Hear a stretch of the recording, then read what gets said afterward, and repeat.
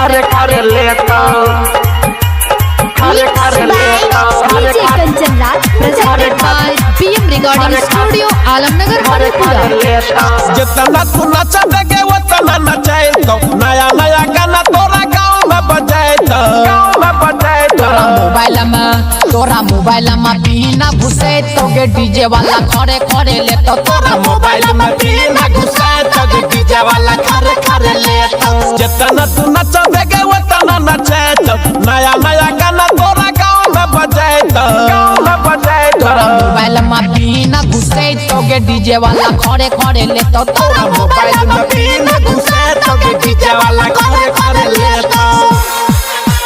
खरे खरे लेता DJ Kanchan Raj Muzaffarpur. Presented by BM recording studio Alamnagar Madhepura.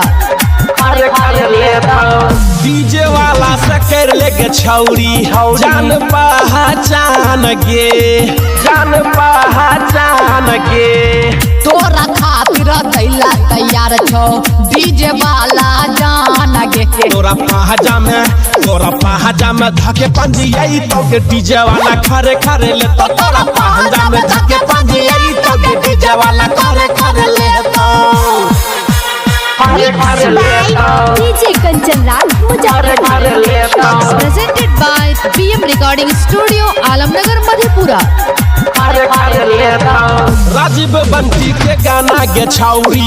DJ पकड़े बाबा हाल गे डीजे पकड़े बाबा हाल गे नाचे छिए ना कमरिया हिला का लगे छिले ले मिजान गे लट सूरज ठोर सटाए तो के डीजे वाला खरे खरे ले तो तोरा मोबाइल में बिना घुसाए तो के डीजे वाला खरे खरे ले तो जितना तू नचा देगे उतना नचाए तो नया नया गाना तोरा गाँव में बजाए तो तोरा मोबाइल में बिना घुसे तो गे डीजे वाला खरे खरे ले तो तोरा मोबाइल में बिना घुसाए